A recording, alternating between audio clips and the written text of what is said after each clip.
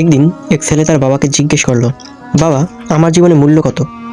বাবা তাকে একটি উজ্জ্বল সুন্দর পাথর দেখে বললেন, যদি কেউ এর দাম জিজ্ঞেস করে তবে শুধু 2 আঙুল দেখাবে, কিছু বলবে না। ছেলেটি পাথরটি নিয়ে বাজারে গেল। এক বৃদ্ধা তাকে পাথরটির দাম জিজ্ঞেস করলেন। ছেলেটি চুপচাপ 2 আঙুল দেখালো। বৃদ্ধা বললেন, 20 টাকা? ঠিক আছে, আমি এটা এখনই নিব। ছেলেটি অবাক হয়ে তার বাবার কাছে আবার ফিরে আসলো। বাবা এবার তাকে পাথরটি নিয়ে একটি মিউজিয়ামে যেতে বললেন।